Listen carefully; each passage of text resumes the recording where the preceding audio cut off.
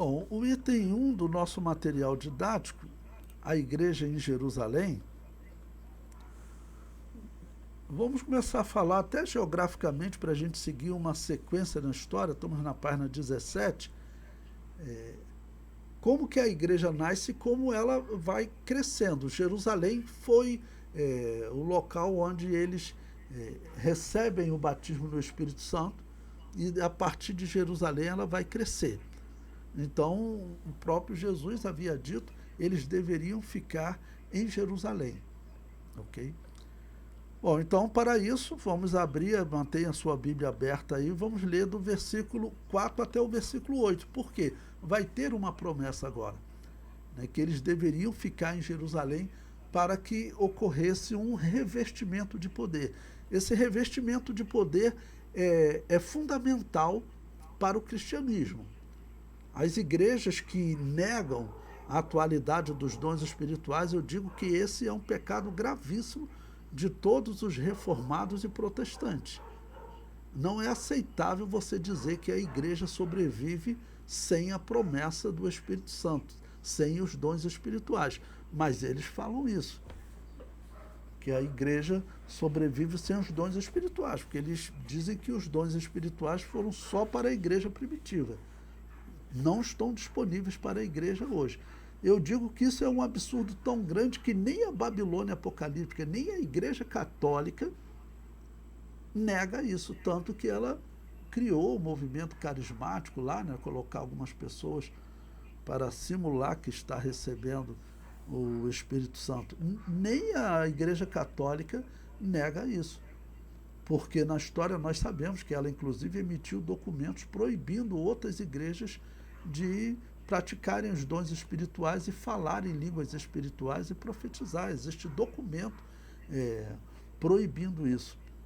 Então, a promessa que vai estar sendo anunciada agora e o que eles devem fazer para receber, essa promessa, com certeza, ela é fundamental para a igreja até os dias de hoje. Bom, versículo 4.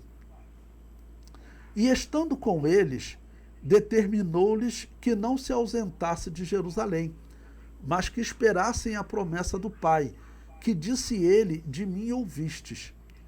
Porque, na verdade, João batizou com água, mas vós sereis batizados com o Espírito Santo, não muito depois destes dias. Ok? Então, aqui o texto está dizendo que eles não se ausentassem de Jerusalém, que eles não começassem essa pregação do que eles iriam enfrentar sem antes ter esse revestimento. Então, é claro que esse revestimento é fundamental para o cristão. Então, a posição das Assembleias de Deus de só separar ministros que ele tenha recebido essa virtude, por quê? Porque a Bíblia realmente deixa claro que essa virtude ela é essencial. Era nos dias da igreja primitiva, com certeza, e tem que ser hoje também. Então, essas igrejas que negam a atualidade dos dons espirituais, eles são as mesmas igrejas que têm um batismo inválido, que é o batismo de recém-nascido, que é algo infantil. Cristão tem que saber, cristianismo exige confissão de fé. Não existe essa de nasceu, recebe um batismo, perdeu todo o pecado original, agora você está livre do pecado original e já faz parte do reino de Deus. Não, isso não existe. O cristianismo exige confissão de fé. Em Israel, aquele que nasce de Israel, ele é israelita. Pois bem, mas a fé não é uma nação que o filho de crente automaticamente ele é crentinho. Não, em algum momento ele tem que decidir. Assim é a fé do cristianismo. Então, os mesmos que têm um batismo inválido, que diante de Deus só o batismo de adulto tem valor. Isso nunca será mudado. Alguns podem ser enganados e mudar, mas nós nunca poderemos mudar isso. Tem que falar para eles, olha, vocês têm que procurar um batismo verdadeiro, porque esse batismo aí não é verdadeiro. Bom, o comentário no livro diz, não se ausentassem de Jerusalém. antes de iniciar a pregação do Evangelho, eles deveriam aguardar a promessa do Pai. A promessa dizia respeito à profecia de Joel, que teve um cumprimento parcial no dia do Pentecoste, conforme citado por Pedro, Atos 2,16. Uma pausa aqui para explicar a vocês, porque o apóstolo Pedro realmente vai dizer que ali era o cumprimento de uma profecia. Mas o apóstolo Pedro vai deixar claro também que teve questões, pontos, da profecia que não se cumpriu, como sinais do sol, na lua, tá bom? E isso não se cumpriu, porque nós sabemos que a profecia de Joel, ela vai se cumprir no futuro, de forma integral sobre Israel. Aí, durante a grande tribulação, vai ter sinais no sol e na lua. Então, mas essa profecia, como eles rejeitaram o Messias, a parte dos dons vieram sobre os gentios. E prossegue. Dizia respeito também à profecia de João Batista, que anunciou uma virtude especial vinda de Jesus, que João descreveu como batismo no Espírito Santo e no fogo. Bom, uma pausa aqui para explicar a vocês. Eu vou apresentar para vocês a minha interpretação sobre batismo de fogo. Vocês vão encontrar alguns que eles interpretam de maneira diferente. Tá bom? Aqui, o que João Batista está falando, no meu entender, é algo positivo, duas coisas positivas. Batismo no Espírito Santo e batismo no fogo, duas coisas positivas. Alguns vão pensar o batismo no fogo como algo ligado à punição. Tá bom? Bom, no meu entender, então, o batismo de fogo é um batismo, uma virtude especial que vem sobre a igreja. E prossegue, né? Enfatizando que o batismo de Jesus traria seria superior ao seu batismo, que tratava apenas de arrependimento. Veja o que ele diz, Mateus 3,11, eu coloquei aí no livro, né? E eu, em verdade, vos batizo com água, para o arrependimento. Mas aquele que vem após mim é mais poderoso do que eu. Não sou digno de levar as suas sandálias. Ele vos batizará com o Espírito Santo e com fogo. Bom, então o que representa esse fogo? Se você ler o versículo 12, eu vou abrir aqui até também, se você quiser abrir aí na sua Bíblia, deixa marcado em Atos, que nós vamos retornar para lá, né? Mas se você ler o versículo 12, ele vai dar uma explicação para você poder entender o que seria esse batismo de fogo e que as pessoas, então, se dividem na interpretação. O versículo 12, Mateus 3,12, diz, né? Ele diz, ele vos batizará com o Espírito Santo e com fogo, em sua mão tem a pá, e limpará a sua eira, e recolherá no celeiro o seu trigo, e queimará a palha com fogo que nunca se apagará. Bom, isso aqui levou as pessoas a pensar, respeitáveis intérpretes, o pastor Antônio Gilberto pensava isso, né? Interpretava assim, que aqui está falando do fogo eterno, né? Como condenação. Mas pode não ser. A palha, você tem que pensar o que significava a palha. A palha era uma parte que ela ficava cobrindo, né? A semente do trigo, onde você precisava chegar e para se tornar um alimento. Então, tirar a palha significava tirar algo, tá bom? Para que o trigo pudesse ser alimento. Essa é a simbologia. Não dá para ter outra.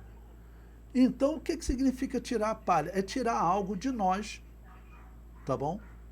Para que nós possamos ser alimento para o mundo. Ou seja, está falando de uma transformação. A palha é isso. A palha, ela não é algo ruim, ela não está ligado a ser, por exemplo, trigo ou joio. Tanto o trigo quanto o joio diz que eles têm palha. O problema é que o joio só tem palha, né? Tá bom? Mas o trigo, o que significa o trigo? E a palha do trigo? né, esquecendo a figura do joio, porque não é o caso aqui. Você tirar a palha significa você limpar o trigo para você poder moer ele e fazer alimento. Esse é o significado, a tipologia, então, da palha e do trigo. Agora, a palha, qual a finalidade dela depois disso? A palha você não vai plantar, porque a palha ela é o quê? Ela é uma casca morta, que ela fica protegendo a semente, que depois ela tem que ser tirada, tá bom? Qual seria a finalidade dela? Bom, você vai usar a palha ainda com um propósito bom. Você joga normalmente na fogueira para ela, vamos dizer, ser queimada. Então, está representando até que Deus vai tirar algo da sua natureza humana que te atrapalha a ser alimento e vai tirar algo em definitivo. Esse, no meu entender, é o significado da palha, tá bom? E vamos dizer, queimar a palha é para eliminar. O símbolo de ser queimado, isso era comum no entendimento do israelita, principalmente de um sacerdote como João Batista. O símbolo de queimar era comum. Por quê? O que eles tinham que fazer? Quando eles faziam o sacrifício do animal, eles deveriam, levava lá a intercessão até o altar do incenso, voltava, eles pegavam a cinza do animal. O que a lei dizia que eles tinham que fazer com essa cinza, essa parte que foi queimada? Eles tinham que levar ela no deserto e jogar cinza, porque o vento ia batendo, aquela cinza desaparecia. O simbolismo, os pecados desapareceram, foram perdoados. Não? Essa era algo comum para um sacerdote. Então, por isso eu vejo aqui não como o fogo aqui como no sentido de destruidor, o fogo que nunca se apagará, como destruidor e punitivo, mas sim como aquele de eliminar essa natureza, assim como o fogo eliminava, entre aspas, o pecado da pessoa que tinha sido transferido ali para aquele animal. Por isso a cinza tinha que ser jogada no deserto. Ela não podia ser jogada em qualquer lugar, porque no deserto o vento ia batendo e ela desaparecia, tá ok? Esse é o simbolismo. É o mesmo simbolismo que eu vejo aqui na palha, mas há controvérsia, vocês vão encontrar alguns que pensam, né, como o pastor Antônio Gilberto interpretava também esse texto, né? Bom, então foi chamado de promessa, né? A promessa do Pai, eu continuo comentando aí no livro. E por fim, a promessa dizia respeito tanto ao cumprimento das palavras de Jesus, também ao cumprimento das palavras de Jesus. Em Lucas 24:49, ele disse, né? E eis que sobre vós envio a promessa de meu Pai. Ficai, porém, na cidade de Jerusalém, até que do alto sejais revestido de poder. Essa palavra aqui, revestidos no grego, irmão, é uma palavra conhecida, enduo, né? Ela significa audácia. A virtude, vamos dizer, para falar, a audácia para falar, está ligado a um poder, a uma fortaleza, a uma nobreza, é o significado dessa palavra, tá ok? Então, era esse revestimento de poder que Jesus estava prometendo, é o que ele está repetindo agora no livro de Atos, tá bom? Em meio à promessa do Espírito Santo, surge uma preocupação dos apóstolos com o reino de Israel, ou seja, prosseguindo na leitura do livro de Atos, os apóstolos, eles viram Jesus morrer, ressuscitar, ótimo, mas como é esse reino de Deus? Eu falei para vocês, aqueles que se convencerem de fato, eles vão levar essa mensagem por onde eles forem. Principalmente, não é mais aquele reino de Israel. A carta aos Hebreus, que nós não sabemos quem seria o autor de fato, Paulo, outro, né? Apolo, nós não sabemos. Mas ela foi escrita com essa finalidade, olha, esqueçam o judaísmo, porque nós estamos vivendo a era da igreja, o tempo dos gentios. Esse tempo de Israel passou. As coisas que vão acontecer, inclusive quando ele escreve, o templo ainda não tinha sido destruído pelos romanos, porque ele diz que o sacrifício ainda era feito, não?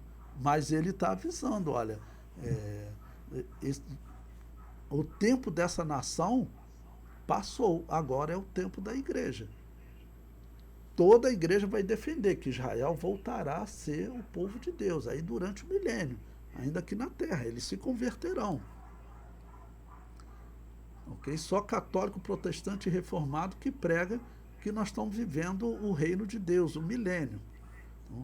Mas então os israelitas ainda tinham essa preocupação, e o reino de Israel ele vai ser restaurado. Jesus Cristo prometeu, olha, vocês vão se assentar em 12 tronos e vão julgar as 12 tribos de Israel, vai liderar sobre eles. Então esse reino vai existir. E quando será esse reino? Porque mesmo aqueles que estão aceitando o cristianismo, eles continuam também com uma preocupação em relação à nação.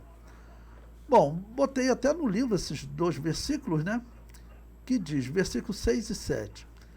Aqueles, pois, que se haviam reunido, perguntaram-lhe, dizendo, Senhor, restaurarás tu neste tempo o reino a Israel?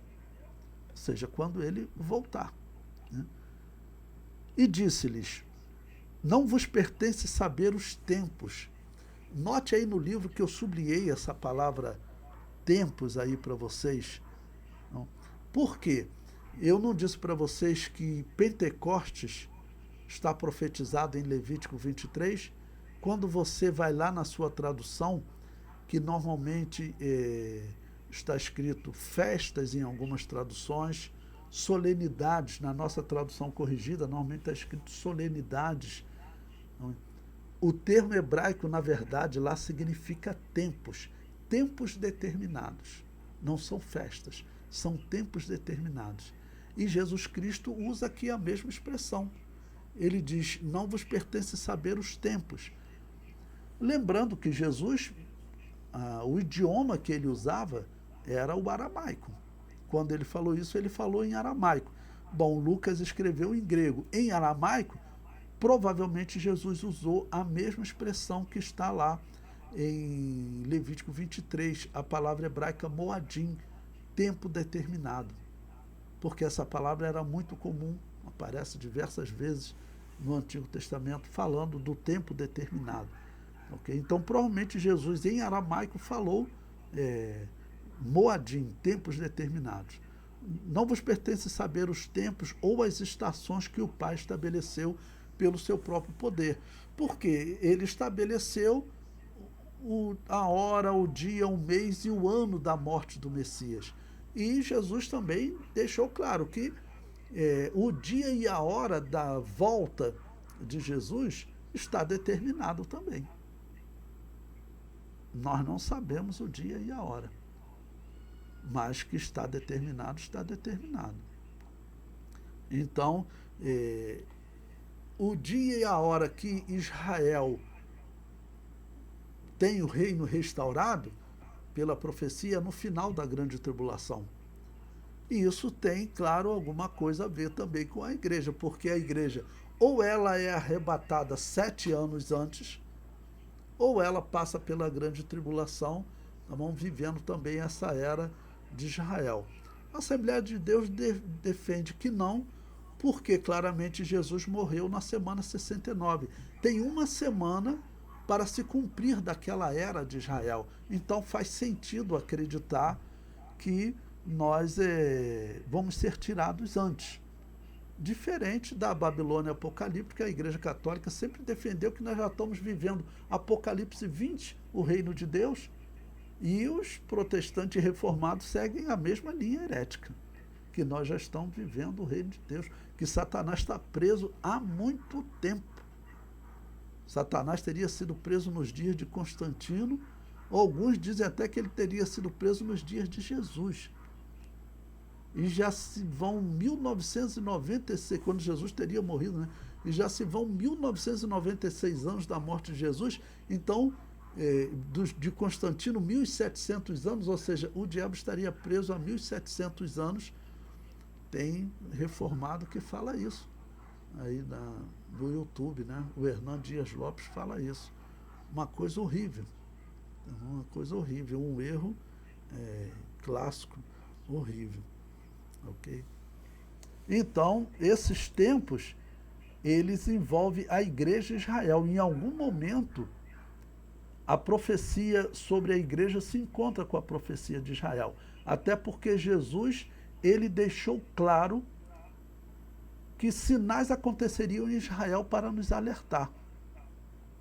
Jesus falou que Israel passaria por um período de ressurgimento como nação, em que, quando os ramos da figueira se tornaram terros e brotaram folhas, você sabe que está se aproximando o verão, né? Assim, quando vê esses sinais acontecendo, saber que ele está próximo às portas, ou seja, olhe para Israel.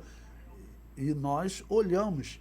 Há 200 anos atrás, as igrejas anabatistas diziam, olha, Israel vai voltar para a terra de Canaã.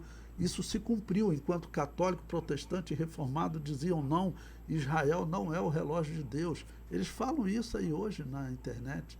As coisas que estão acontecendo de Israel mostram que as igrejas anabatistas, elas estavam certas, né? Israel é realmente o relógio de Deus. Bom, o comentário prossegue. Mesmo eles fazendo parte da igreja, eles mantinham a preocupação com o reino de Israel. Mas Jesus lhes diz que o conhecimento dos tempos não lhes cabia nesse momento. Eles tinham era que se preocupar com o cumprimento dessa promessa, eles deveriam buscar o cumprimento dessa promessa. E vamos considerar também, Jesus Cristo não deixou claro que demoraria tanto. Já são 1996 anos desde que Jesus falou essas palavras. Jesus morreu, irmãos, há 1996 anos. Vai completar agora em abril, na data da Páscoa Bíblica, né? Vai completar 1996 anos da morte de Jesus. Jesus não deixou claro que demoraria 1996 anos se ele voltar esse ano, ou se vai demorar 2010, 2030, nós não sabemos. Mas Jesus não deixou esse número claro. Ele falou para eles estarem vigilantes e pregando o Evangelho.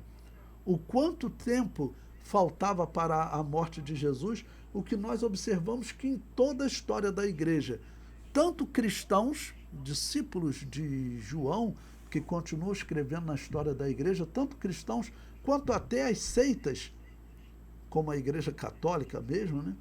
Todas elas vão estar pensando que Jesus está voltando. A igreja católica vai pensar que Jesus nem volta mais, que ela é que tinha que implantar o reino de Deus aqui na terra, os 1000 anos, e acabou por aí. Elas pensam isso até hoje. E protestantes reformados acreditam nisso, que o reino de Deus já está acontecendo. Não? As igrejas, os discípulos de João, eles não pregavam isso. Eles pregavam que Jesus voltaria para implantar o reino aqui na terra, como Irineu de Leão, Pápias. Isso a história comprova. A igreja primitiva do primeiro século, ela dizia, Jesus voltará e reinará sobre Israel. Então, ok? Então, agora, em geral, eles pensavam que Jesus estava às portas. Cada perseguição que vinha, eles falavam, é o anticristo. Irineu de Leão talvez tenha sido a exceção aí entre eles, porque Irineu de Leão, ele falou algo, vamos dizer, preocupante para os nossos dias, porque Irineu de Leão falou que quando completasse 2000 anos da morte de Jesus, ele voltaria. Irineu de Leão falou isso, ele deixou isso escrito. É uma interpretação dele. Ele pode ter errado nessa interpretação, porque a Bíblia não deixa isso claro. Ele interpretou isso porque foram 4000 anos de Adão até Jesus, então ele concluiu, quando fizer 6000 anos, começa o 7º milênio de Deus. Ok? Então, essa palavra que Jesus usou ali de tempo, né, tem a ver realmente com esse tempo determinado. Ok? Pois bem, esse foi o versículo 7, né? Agora, o versículo 8, vamos ler também aí, está com sua Bíblia aberta, vamos ler aí todo o versículo 8.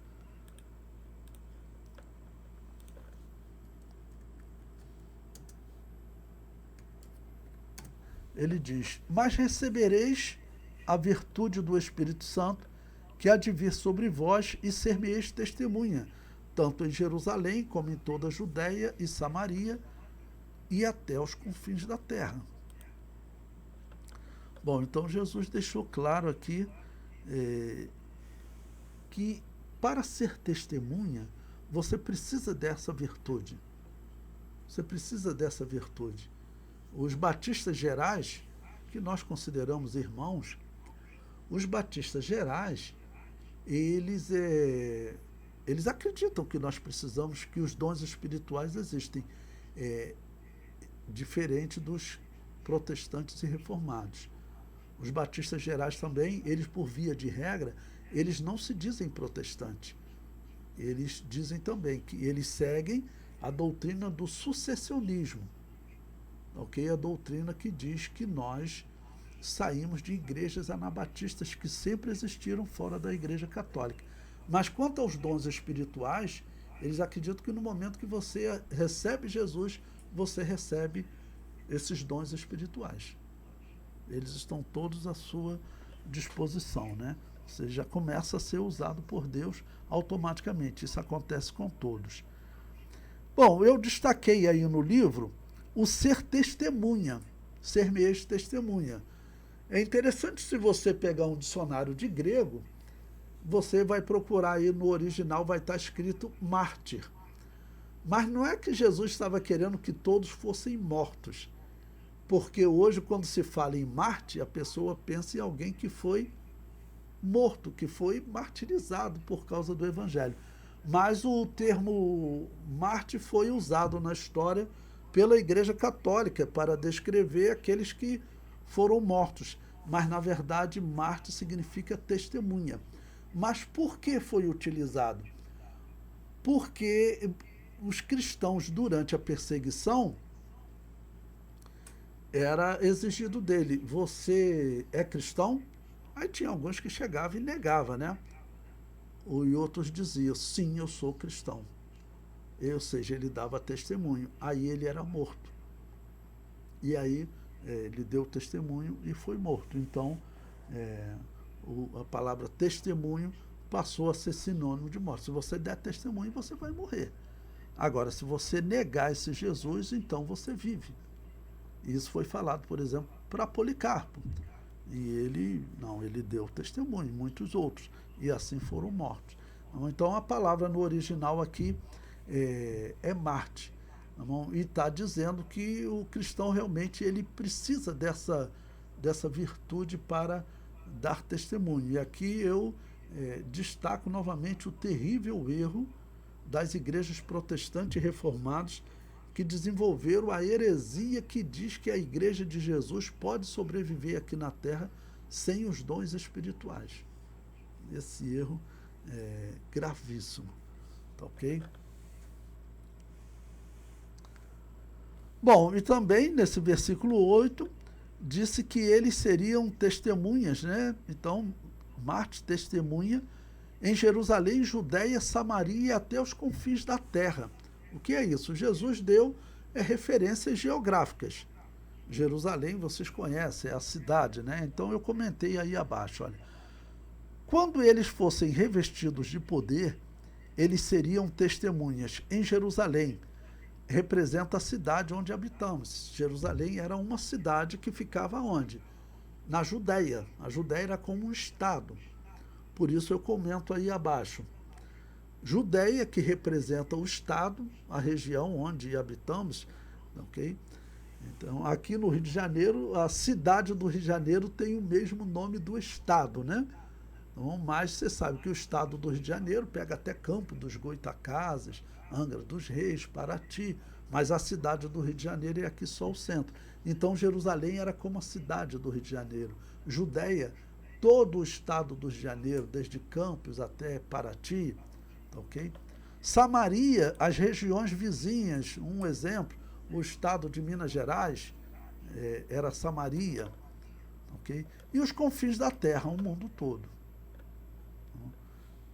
Esse é o significado dessas palavras de Jesus. Olha, vocês vão receber uma virtude que vocês vão ser testemunha no mundo todo. Onde vocês chegarem, mesmo sob risco de morte, vocês vão continuar pregando o Evangelho, por conta dessa virtude que vocês vão receber.